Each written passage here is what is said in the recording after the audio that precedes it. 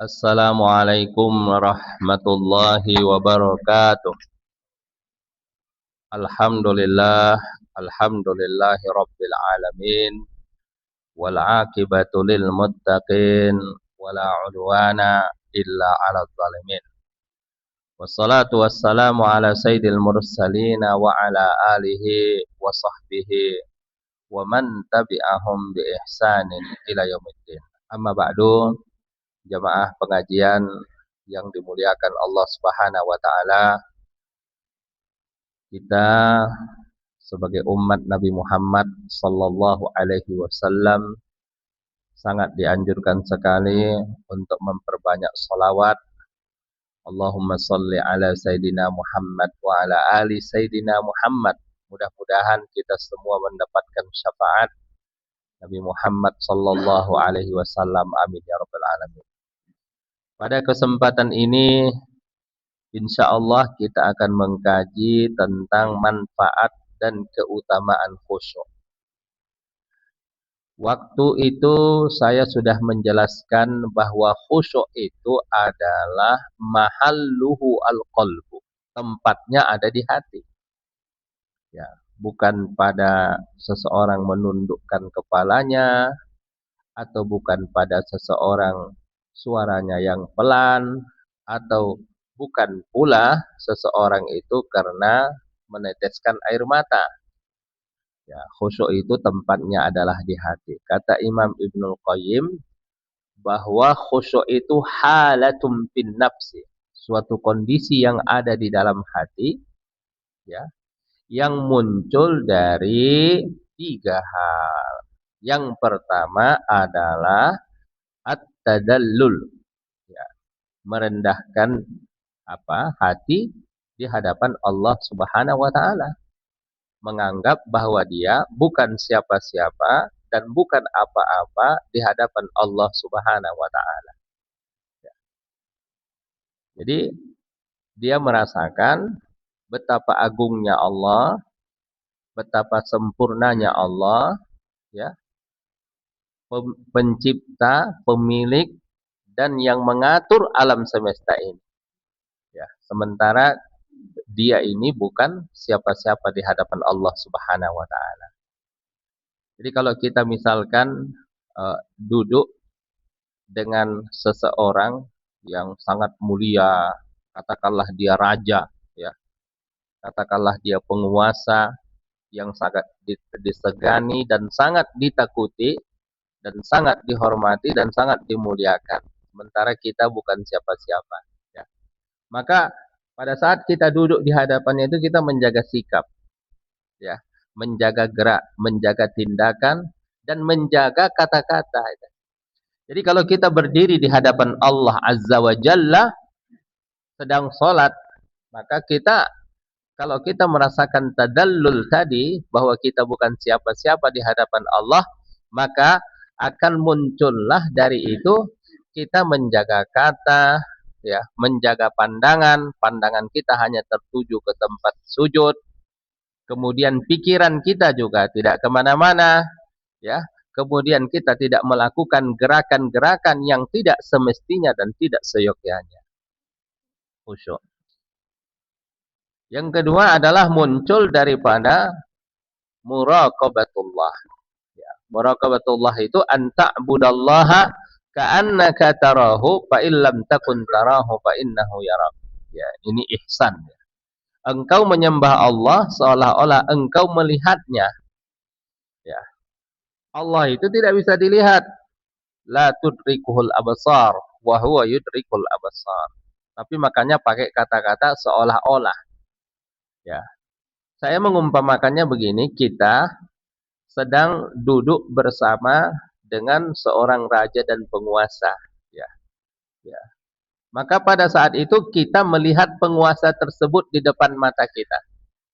Ya. Maka pada saat itu kita itu akan menjaga sikap dan akan menjaga tindakan. Ya. Dan kita takut kalau melakukan kesalahan. Kenapa? Takut nanti kita diusir dari majlis raja tersebut. Jamaah yang dimuliakan Allah Subhanahu wa taala. Jadi seseorang yang salat yang merasakan anta'budallaha ka'annaka tarah, itu automatically, secara otomatis dia akan khusyuk dalam salat. Yang ketiga, khusyuk itu adalah muncul daripada khauf, takut. Tapi bukan takut seorang hamba kepada majikannya yang kejam, tapi takut seorang anak yang sangat mencintai ibunya, ya, takut kepada ibunya, takut kalau mengecewakannya, takut kalau membikinnya marah, takut kalau durhaka kepadanya, takut kalau tidak berbakti kepadanya. Artinya apa? Allah, ya, Allah adalah yang paling baik kepada kita, yang memberikan nikmat kepada kita, yang menjauhkan kita dari segala kesulitan dan kesusahan. Ya, maka kita sangat mencintai Allah Subhanahu wa taala, maka kita pun akan menundukkan hati kita dan menunjukkan jiwa kita di hadapannya. Itulah khusyuk. Makanya khusyuk itu berpengaruh, ya, berpengaruh ketika di dalam salat. Tapi yang paling kita harapkan pengaruhnya adalah ketika di luar sholat. Maka kalau bisa pengaruh khusyuk itu 24 jam. Dalam sehari dalam sehari. Maka kajian kita pada kesempatan ini adalah mengkaji manfaat dan keutamaan khusyuk. Nah, yang pertama, Bapak dan Ibu rahimakumullah, ternyata sholat itu sendiri, apalagi dilakukan dengan khusyuk, membuka pintu rezeki. Ada orang Pak bekerja 8 jam sehari, ya, untuk mencari rezeki. Tapi dia keberatan hanya 5 menit berdiri, ya, di hadapan pemberi rezeki. Jadi rezekinya dia mau, tapi mendekatkan diri dan memperbaiki hubungan dengan pemberi rezeki dia tidak mau. Dari mana rezekinya? Jadi salah satu pintu rezeki itu baik-baiklah dengan pemberi rezeki. Ya. Mendekatlah kepada pemberi rezeki. Kalau kita sudah dekat kepada pemberi rezeki, ya, maka pemberi rezeki itu akan menganugerahkan kepada kita sesuatu yang tidak kita bayangkan.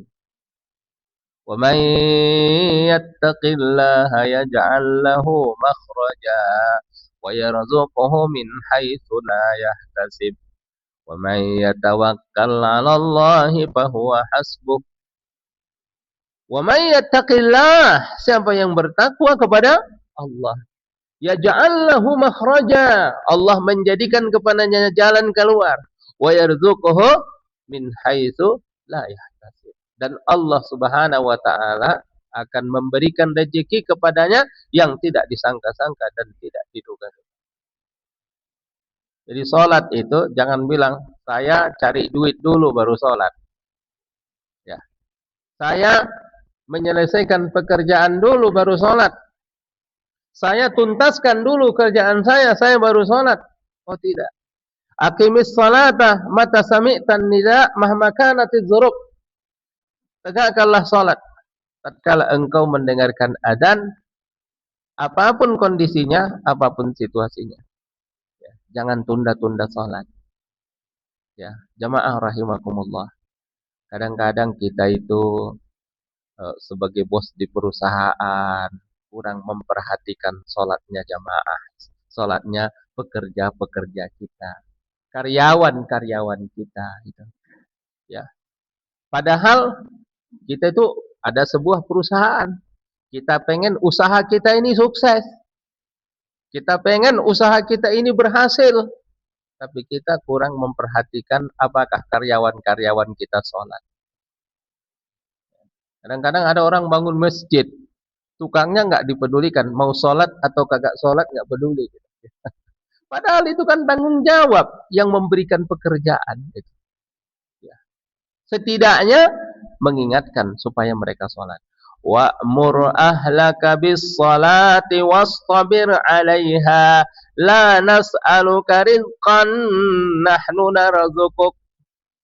Ya, yang kita garis bawah di sini, la nas'aluka rizqa. Kami tidak meminta kepadamu rezeki. Ya.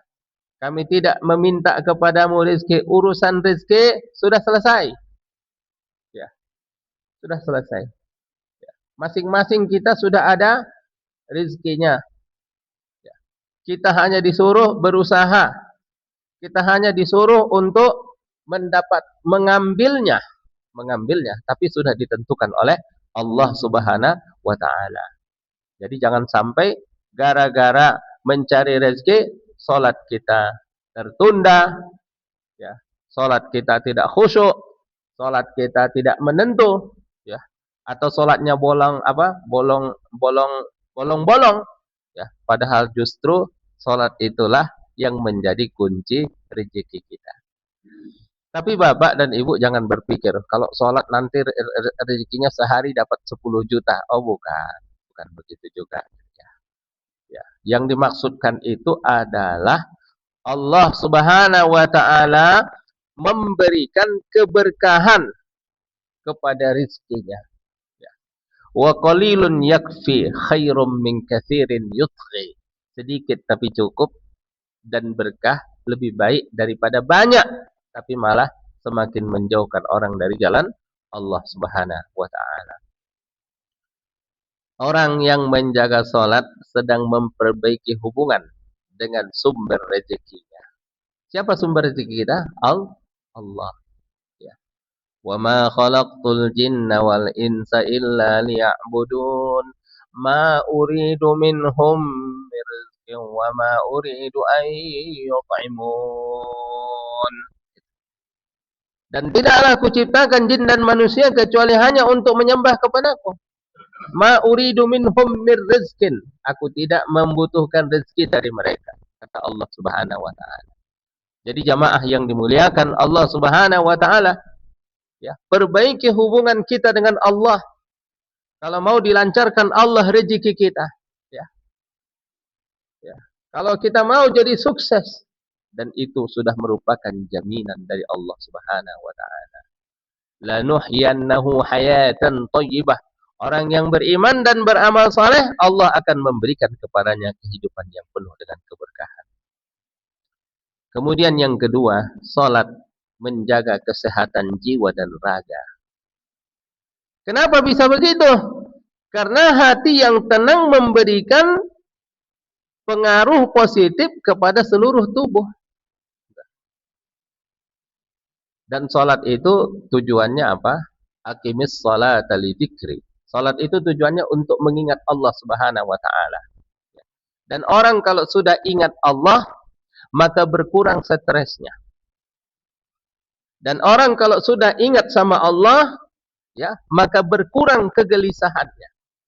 Ya, maka akan dia memperoleh ketenangan jiwa serta ketenangan batin. Dan orang yang tenang batinnya, tenang jiwanya, pasti akan sehat raganya. Itu. Sebahagian besar penyakit itu, Pak, bersumber dari apa? Dari penyakit hati. Ya. Penyakit galau, gelisah, cemas, takut. Itulah sumber-sumber penyakit itu.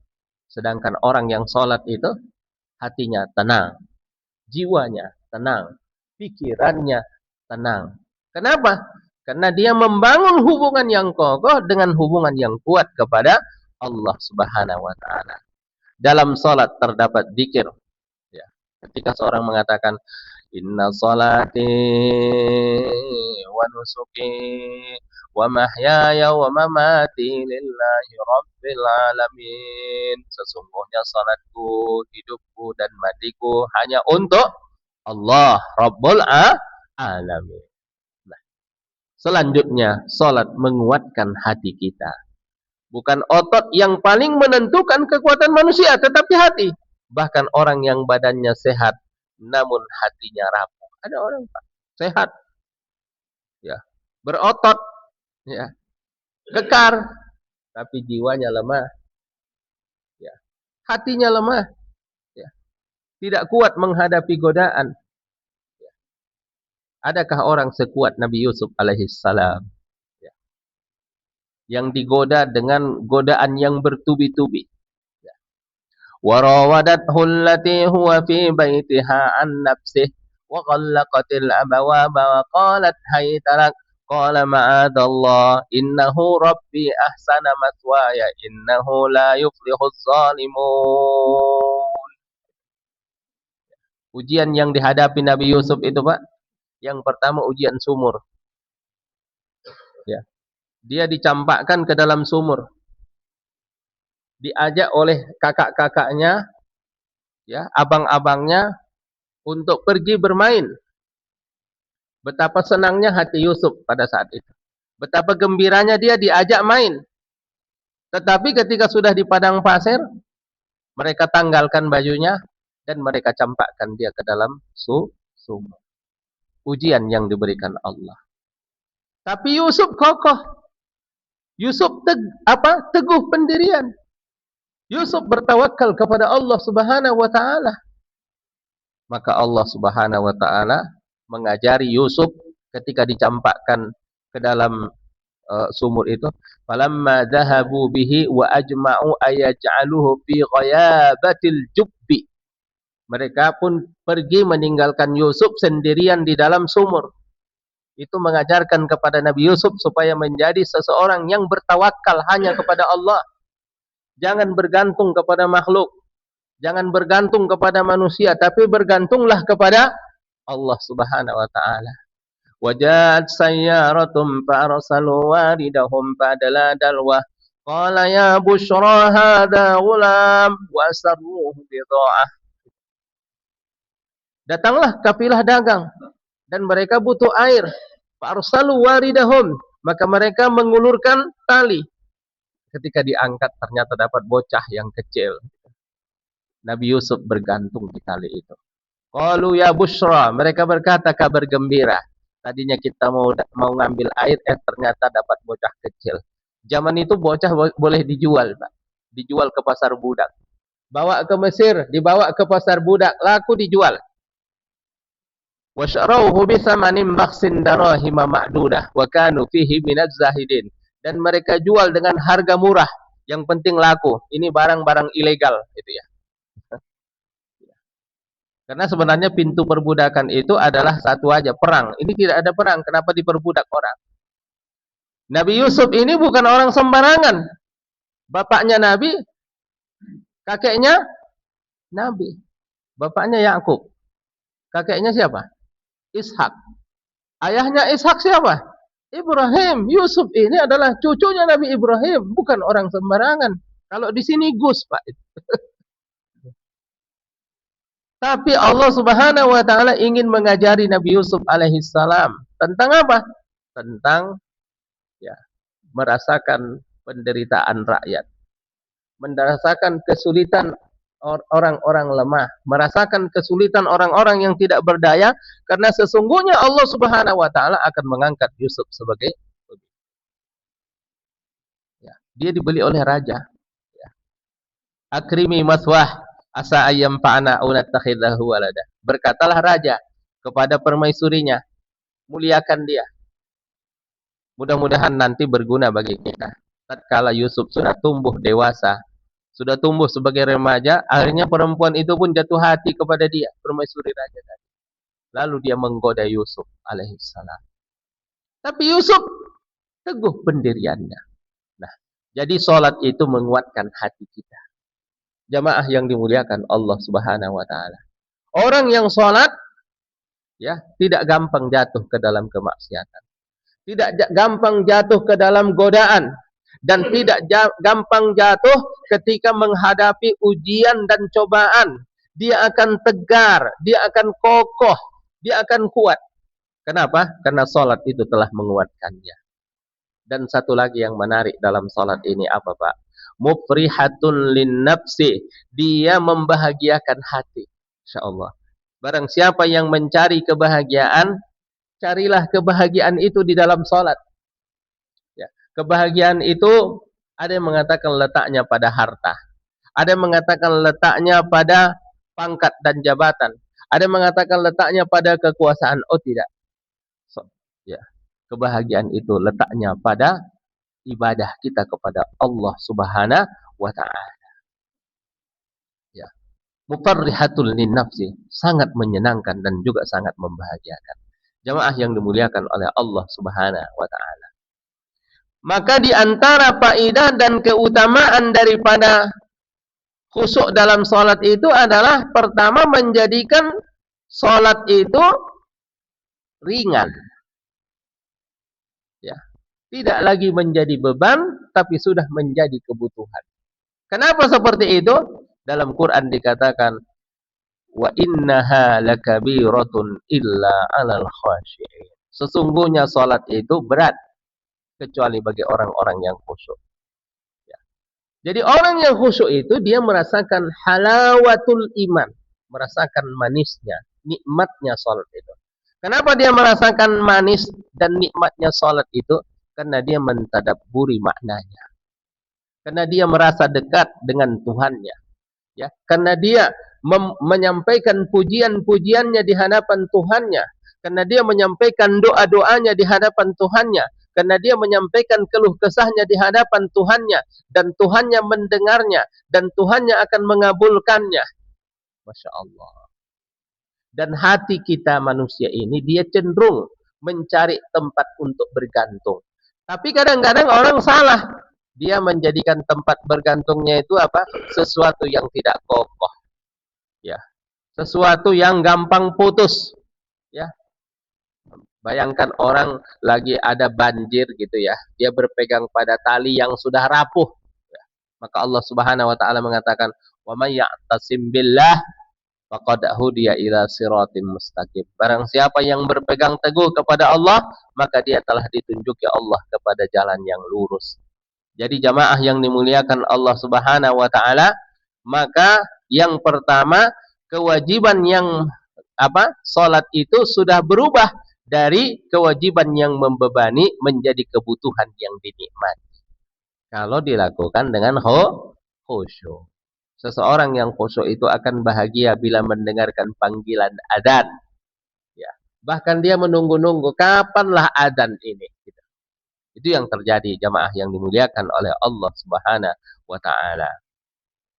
Apa yang menyebabkannya? Satu, rasa takutnya kepada Allah Subhanahu wa taala. Ya.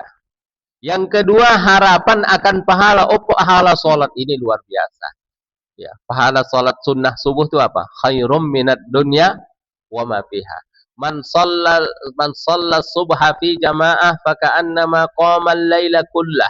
Barang siapa yang salat subuh berjamaah apalagi di masjid, maka dia seperti salat sepanjang malam. Wa man shallal isya'a fi jamaah fa ka'annama qama nisfal lail. Barang siapa yang salat isya berjamaah seperti dia salat setengah malam. Itu pahala yang besar yang disediakan oleh Allah Subhanahu wa taala. Yang ketiga Bapak dan Ibu rahimakumullah, kenapa seseorang merasakan kenikmatan salat? Karena dia yakin akan bertemu dengan Allah Subhanahu wa taala. Ya. Siapapun kita, Pak, ya. Hari ini kita sedang dalam perjalanan, sedang OTW untuk bertemu dengan Allah Subhanahu wa taala. Dan kita sudah ditentukan oleh Allah Subhanahu wa taala. Ya. Mau tinggal berapa hari lagi, berapa bulan lagi, atau berapa tahun lagi. Tidak ada kita yang kekal. Ya. Innaka mayitun wa innahum mayitun. Sesungguhnya engkau mati dan mereka pun akan mati. Tsumma innakum yaumal qiyamati tub'atsun. Kemudian kamu akan dibangkitkan oleh Allah Subhanahu wa taala. Ketika kita mati, maka ruh kita itu berada di alam barzakh. Alam barzakh itu adalah alam penantian. Ya. Penantian apa? Penantian sebelum hari penghakiman. Ya. Sebelum yaumul hisab, sebelum yaumul kiamah. Dan di dalam alam penantian ini atau alam barzakh ini saja orang sudah merasakan kenikmatan dan kebahagiaan sebelum dia sampai di alam di yaumil kiamah. Ya. Makanya ada doa, Allahumma ja'al qabrahu raudatan min riyadil jannah wa la taj'al qabrahu hufratan min hufarin niran. Ya Allah, jadikanlah kuburnya taman dari taman surga. Jangan kau jadikan kuburnya sebagai lubang dari lubangnya api neraka. Utsman itu bin Affan. Kalau orang cerita neraka, dia masih bisa agak menahan nangis. Nangis tapi masih bisa ditahan. Tapi kalau udah mendengarkan kubur, ya, azab kubur, siksa kubur, maka dia tidak kuat untuk menahan tangisnya. Kenapa? Karena yang paling dekat dengan kita adalah azab kubur, Bapak dan Ibu rahimakumullah. Ya. Maka persiapan kita untuk itu adalah salat. Ya. Maka orang yang beriman tadi merasakan manisnya salat karena dia yakin akan bertemu dengan Tuhannya. Salat adalah tempat untuk berlindung saat menghadapi kesulitan. Di dunia ini banyak kesulitan Bapak dan Ibu. Kesulitan ekonomi, pekerjaan, rumah tangga, anak-anak, ya. Kegalauan, kegelisahan, maka salat adalah solusinya. Kenapa dikatakan begitu? Rasulullah sallallahu alaihi wasallam, ya. Kana idza hazabahu amrun aqbala ila shalah. Apabila beliau sedang galau, sedang gelisah, maka beliau langsung melakukan salat. Pernahkah kita lagi galau, lagi nggak ada duit, ya, dompet sudah menipis, saldo tinggal 1.000, ya, apakah kita salat? Ya. Coba dilakukan salat. Wasta'inu bis sabri was salah, dan mintalah pertolongan kepada Allah dengan sabar dan salat. Artinya untuk menyelesaikan masalah kita ada dua. Yang pertama sabar. Sabar, Pak. Sabar itu apa? Jangan pula sabar pasif, tapi sabar yang aktif. Gitu. Terus berusaha untuk mencari jalan keluar. Ya. Terus berusaha untuk mencari solusi. Kalau sakit, pergi berobat ke sana dan kemari. Ya. Kalau tidak ada duit, berusaha untuk mencari pekerjaan, untuk mencari penghasilan. Ya. Tapi satu lagi jangan lupakan. Bangunlah hubungan dengan Allah Subhanahu wa taala. Mendekatkan diri kepada Allah Subhanahu wa taala dengan salat. Bahkan ada salat namanya salat hajat. Ya. Jadi ketika kita menghadapi kesulitan, maka selesaikanlah kesulitan itu dengan kesabaran dan satu lagi dengan salat. Dan itu adalah bentuk tawassul. Wasta'inu bis sabri was salah. Jadi kalau kita menginginkan sesuatu, jemaah rahimakumullah, jangan kita hanya berdiam diri. Lakukan dua hal ini. Maka Nabi sallallahu alaihi wasallam kana idza hazabahu amrun aqbala ila shalah. Dan juga di dalam hadis yang lain Rasulullah bersabda wa ju'ilat qurratu aini fis shalah, dan Allah menjadikan yang paling membahagiakan hatiku dan paling membahagiakan pikiranku adalah salat.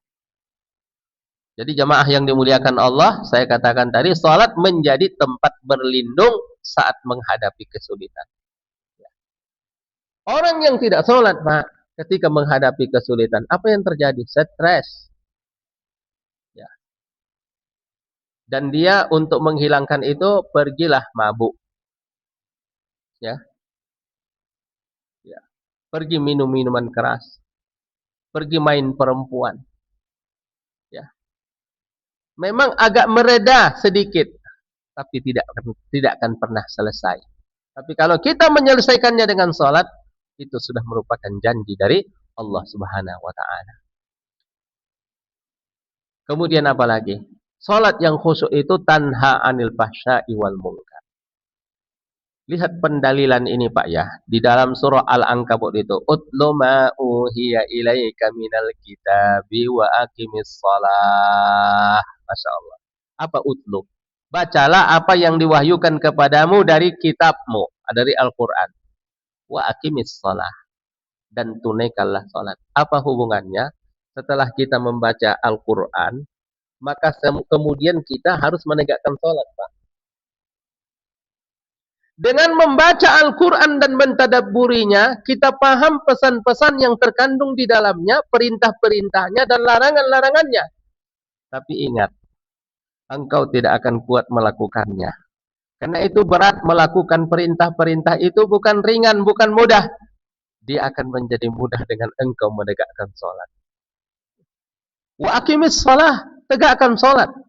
Semakin kita melakukan salat, maka perintah-perintah Allah itu tidak berat bagi kita untuk melakukannya. Masya Allah. Ya. Seseorang akan melakukannya dengan senang hati, seseorang melakukannya dengan bahagia, seseorang melakukannya dengan bimbingan dari Allah Subhanahu wa taala. Tapi orang yang tidak salat walaupun dia baca Quran, ya, sulit bagi dia untuk mengamalkan. Betapa banyak kita menginginkan kebaikan-kebaikan, tapi kita tidak bisa melakukan dan tidak bisa melaksanakan. Kenapa? Karena rahasianya adalah salat. Makanya Rasulullah tidak berhenti salat, Pak. Salah satunya salat malam. Ya ayyuhal muzammil qumil laila illa qalila nisfahu aw inqus minhu qalila aw zid alaihi warattilil qur'ana tartila inna sanulqi alaika qawlan thaqila inna nashi'atal laili hiya ashaddu wat'an wa aqwamu qila inna laka fin nahari sabhan tawila. Ya ayyuhal muzammil, hai orang yang berselimut, qumil lail, bangunlah sepanjang malam untuk salat. Illa qalila, kecuali hanya sebentar, mungkin 1 jam aja enggak salat atau 2 jam. Nisbahu aw inqus minhu qalila. Kalau tidak bisa sepanjang malam, setengah malam. Kalau tidak bisa setengah malam, ya kurangi lagi. Tapi harus salat malam. Dan rahasia Rasulullah sallallahu alaihi wasallam bertahan dengan ujian, cobaan, rintangan, fitnahan adalah salat. Beliau tidak akan setegar itu, beliau tidak akan sekokoh itu kalau tidak dikuatkan dengan salat malamnya, Pak. Jadi pejuang-pejuang, ya, mujahid-mujahid, ya, dai-dai, rahasia kekuatan mereka kalau kita ingin tahu adalah salat. Ya. Seberat apapun ujian, ya, akan mudah. Saudara-saudara kita yang berjuang di Palestina, kekuatan mereka adalah salat malamnya mereka. Jamaah yang dimuliakan Allah Subhanahu wa taala. Itulah ternyata rahasianya kenapa setelah utlu ma uhiya ilaika minal kitab, bacalah apa yang telah diwahyukan kepadamu, datang perintah berikutnya apa? Wa aqimis shalah, tegakkan salat. Karena antara membaca, pengetahuan tadi serta salat itu memiliki hubungan yang erat. Masya Allah. Ya.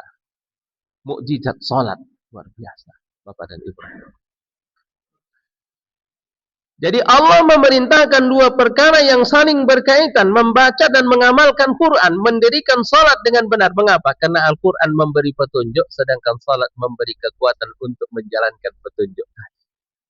Percuma Bapak punya petunjuknya, tapi tidak kuat menjalankannya. Dan supaya kuat menjalankannya, rahasianya adalah salat. Salat yang khusyuk. Ya.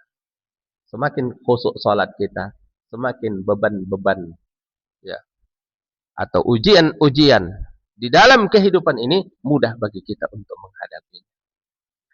Tadi kita katakan, innas salata tanha 'anil fahsya'i wal munkar. Sesungguhnya salat mencegah perbuatan keji dan munkar. Tentu saja bukan salat yang sembarangan. Tapi salat yang dimaksudkan adalah salat yang khusyuk. Kenapa? Orang yang salat hatinya bercahaya, Pak. Apa dalilnya? As-salatu nurun. Salat itu adalah cahaya. Sedangkan orang yang tidak salat hatinya gelap. Semakin khusyuk hati salat seseorang itu, semakin bercahaya hatinya. Semakin bercahaya hatinya, semakin terang bagi dia mana jalan yang hak, mana jalan yang batil, mana yang benar, mana yang salah. Allahumma arinal haqqa haqqan warzuqna ittiba'ah wa arinal batila batilan warzuqna ijtinabah. Ya Allah, tunjukkanlah kepada kami yang benar. Itu benar. Satu lagi Pak, tidak cukup sampai di situ. Dan berikan kepada kami karunia untuk mengikutinya. Allahumma arinal batila batilan warzuqna ijtinabah. Ya Allah, tunjukkan kepada kami yang salah itu salah dan berikan kepada kami rezeki untuk menjauhinya. Ya. Melihat kebenaran satu, tapi mengikuti kebenaran adalah satu lagi. Belum tentu orang yang melihat kebenaran mengikutinya, ya. Dan belum tentu orang yang melihat kebatilan menjauhinya. Penyakit Yahudi itu adalah melihat kebenaran tapi tidak mengikutinya. Maka mereka disebut dalam surah Al-Fatihah itu apa? Ghairil maghdubi alaihim waladdallin. As-salatu nurun, Pak. Salat itu adalah cahaya. Yang kedua, Bapak dan Ibu rahimakumullah. Orang yang salat itu hatinya akan bersih dari iri, dari dengki, dari sombong, dari riya, dari hubbud dunya. Ya. Bayangkan Rasulullah mengumpamakan salat itu seperti air sungai yang mengalir. Ya, airnya jernih, mengalir dengan deras di depan rumahnya dan dia mandi 5 kali dalam sehari semalam. Rontok Pak, seluruh daki dan kotoran itu bersih semua. Tidak ada tersisa sifat-sifat iri, sifat-sifat dengki, sifat-sifat sombong, sifat-sifat riya, dan sifat-sifat hubbud dunya. Karena seluruh kejahatan itu adalah hubbud dunya. Hubbud dunya ra'su kulli khati'ah. Hubbud dunya, mencintai dunia, adalah induk atau inang dari segala kejahatan itu berasal dari situ. Orang kalau udah hubbud dunya, dia tidak peduli lagi halal haram. Ya. Dia akan curang, berbohong pada pelanggan, menipu, mengurangi timbangan, hubbud dunya. Ya. Riya, Masya Allah. Sombong, kalau udah sombong dia tidak akan menerima kebenaran. Dan dia akan meremehkan orang, itulah dosa. Dan orang kalau ada iri di dalam hatinya, seperti irinya saudara-saudara Yusuf alaihissalam kepada Yusuf. Akhirnya mereka melakukan tindakan dosa besar, yaitu mencampakkan Nabi Yusuf ke dalam sumur. Iri ketika orang sukses, iri ketika orang berhasil, iri ketika orang hebat. Itulah yang menyebabkan dia akan melakukan tindakan-tindakan yang menyebabkan dia berdosa, Pak. Ya. Apa misalnya? Dia jelek-jelekkan orang ini. Ya. Dia fitnah orang ini. Ya. Bahkan dia berusaha untuk menghancurkan orang ini. Itulah penyakit dengki tadi. Artinya kalau kita sholat, insya Allah penyakit ini akan hilang dengan sendirinya dari dalam diri kita. Apalagi sholat itu dilakukan dengan khusyuk. Ketiga. Kenapa dikatakan sholat tanha anil fahsya'i wal munkar, mencegah dari perbuatan keji dan mungkar? Karena imannya bertambah, Pak. Semakin seseorang sholat dengan khusyuk, semakin kuat pula keyakinannya kepada Allah. Semakin yakin bahwa Allah melihatnya, ya kan? Pengaruh dari sholat itu, Pak, dia semakin yakin bahwa dia melihat Allah atau dilihat Allah. Dia akan semakin yakin dengan yaumul akhir, yaumul hisab. Kenapa? Karena dia 17 kali mengatakan yaumul akhir di dalam sholatnya. Kapan itu, Pak? Ketika dia mengatakan apa? Maliki yaumiddin.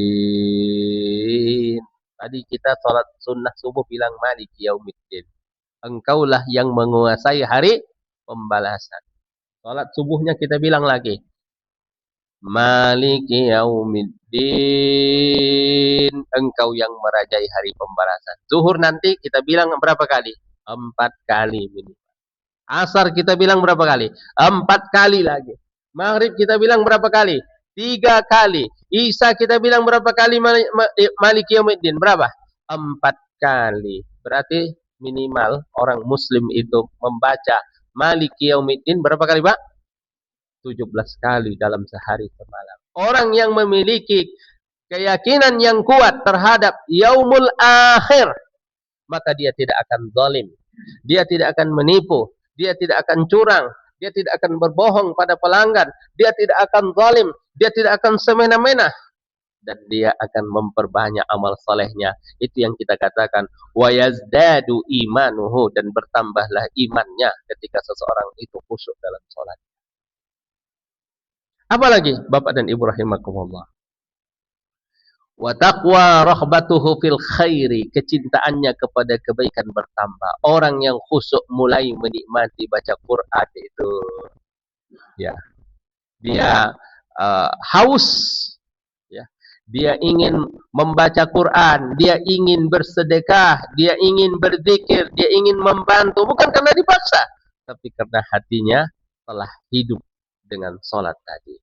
Jamaah yang dimuliakan, wa ta'dum rahbatuhu bisyarri, dan keinginannya untuk berbuat dosa itu semakin melemah. Bukan hilang, Pak. Kalau hilang sama sekali tidak. Selagi dia Bani Adam, pasti saja ada keinginan untuk melakukan dosa, tapi paling tidak sudah berkurang. Jamaah yang dimuliakan Allah Subhanahu wa taala, faedah khusyuk itu apa? Melahirkan tangisan karena takut kepada Allah Subhanahu. Kenapa bisa orang yang khusyuk salatnya lalu nangis? Karena orang yang khusyuk dalam salatnya tadi, ya, dia tadallul, ya, merasakan bahwa dia bukan apa-apa dan bukan siapa-siapa di hadapan Allah yang menciptakan, yang memiliki, yang menguasai, yang mengatur alam semesta ini.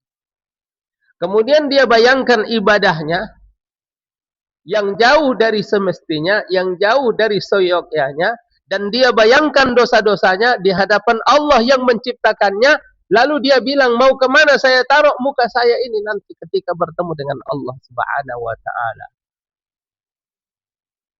Fafadat aina. Inilah yang dikatakan dalam hadis, 7 orang yang mendapatkan naungan pada hari kiamat. Rajulun dzakarallaha khalian fafadat aina. Seorang laki-laki yang mengingat Allah di kala sepi dan sunyi. Artinya dia mengingat dosa-dosanya, mengingat keagungan dan kesempurnaan Allah, mengingat kelemahannya dan dia tidak ada apa-apanya, mengingat betapa baiknya Allah kepada dia dan mengingat betapa dosanya banyak. Fafadat ainahu, maka meneteskan air mata karena mengingat dosanya. Kata Rasulullah sallallahu alaihi wasallam, hati-hati Pak, kalau udah sampai nangis karena mengingat dosa itu, dikatakan dalam hadis, la yalijun nara rajulun baka min khasyatillah, tidak akan masuk neraka orang yang pernah menangis karena Allah Subhanahu wa taala. Kenapa? Hatta ya'udal labanu fid dar'i, sehingga susu kembali ke dalam putingnya. Enggak mungkin dah keluar itu masuk lagi, tak, enggak bisa Pak. Artinya mustahil, hampir dikatakan mustahil orang yang menangis karena mengingat dosanya, maka tidak akan masuk dari api neraka. Jaminan atau garansi keselamatan diberikan Allah bagi orang yang meneteskan air matanya karena takut kepadanya. Laisa syai'un ahabba ilallah min qatrataini. Tidak ada satu tetesan yang paling disukai Allah dari hambanya, melainkan tetesan air mata karena takut kepada Allah. Khasyah, khasyah itu takut yang dibarengi karena ma'rifat kepada Allah Subhanahu wa taala. 2 mata yang tidak disentuh api neraka. Satunya adalah ainun bakat min khasyatillah, mata yang menangis karena Allah Subhanahu wa taala. Dan mata yang menangis itu hanya didapatkan melalui salat yang khusyuk. Jamaah yang dimuliakan Allah Subhanahu wa taala, bagian yang terakhir daripada keutamaan khusyuk itu menghadirkan hakikat salat yang sebenarnya. Artinya, salat itu kalau tidak ada khusyuknya, hanya gerakan-gerakan, ya, hanya gerakan-gerakan biasa yang tidak ada ruhnya. Salat yang tidak khusyuk adalah seperti jasad yang tidak ada nyawanya. Mau seganteng apapun, mau secantik apapun, ya, jasad itu adalah jenazah. Salat yang tidak ada ruhnya, Salat yang tidak ada khusyuknya adalah salat yang tidak ada, yang tidak bernyawa, ataupun salat yang mati. Jamaah rahimakumullah. Ya, masa kita mau mempersembahkan bangkai ke hadapan Allah Subhanahu wa taala.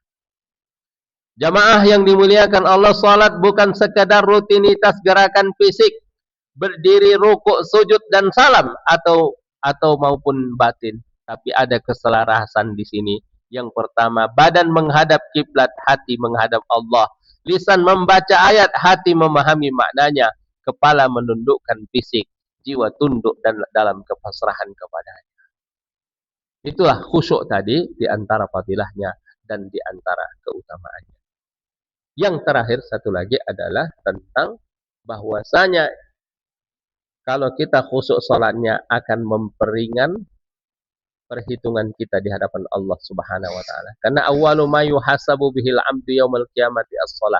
Yang pertama kali diperhitungkan nanti di akhirat apa, Pak? Salat. Jadi kalau salat kita sudah benar, ya, tidak banyak lagi pertanyaan nanti di akhirat, ya. Bagaimana salatmu hambaku? Nah, begini ya Allah, udahlah, lulus kau udah. Kalau udah lulus salatnya, yang lain akan lulus. Tapi kalau salatnya tidak lulus, akan banyak pertanyaan-pertanyaan berikutnya. Dan itu pasti merepotkan kita semua. Awwalu ma yuhasabu bihil 'abdu. Maka oleh karena itu, perbaiki salat kita. Ya. Sempurnakan salat kita. Bahkan Rasulullah berpesan, "Shallu shalatam muwaddi'." Kalau kamu salat, jadikanlah salatmu itu salat terakhir ataupun salat penghabisan. Kenapa? Kalau kita sudah tahu salat kita salat penghabisan, maka kita akan melakukan yang terbaik. Amin ya rabbal alamin. Jamaah yang dimuliakan Allah Subhanahu wa taala, mudah-mudahan dengan kajian manfaat dan keutamaan khusyuk ini kita semakin berusaha dan berupaya agar salat kita semakin khusyuk, dan mudah-mudahan kita semua akan mendapatkan faidah-faidahnya dan keutamaan-keutamaannya. Saya rasa kita cukupkan dulu sampai di sini pengajian kita pada pagi hari ini. Semoga Allah memberkahi kita, memudahkan urusan kita, melapangkan rezeki kita, serta membimbing kita dalam keistiqomahan sampai bertemu dengannya. Amin ya rabbal alamin. Mari kita tutup dengan doa. A'udzubillahi minasyaitonirrajim. Bismillahirrahmanirrahim. Alhamdulillahi rabbil alamin. Wassalatu wassalamu ala asyrafil anbiya'i wal mursalin wa ala alihi wa sahbihi ajmain. Allahumma ij'al jam'ana hadza jam'an marhuma wa tafarraqana min ba'dihi tafarraqan ma'suma wa la taj'al fina wa la minna syaqiyan wa la mahruma. Allahumma ati nufusana taqwaha wa zakkiha anta khairu man zakkaha anta waliyuha wa maulaha. Rabbana atina fid dunya hasanah wa fil akhirati hasanatan wa qina adzabannar. Wa sallallahu wa sallama ala Muhammadin nabiyil ummi wa ala alihi wa sahbihi ajmain. Subhana rabbika rabbil izzati amma yasifun wa salamun al mursalin walhamdulillahi rabbil alamin. Wassalamualaikum warahmatullahi wabarakatuh.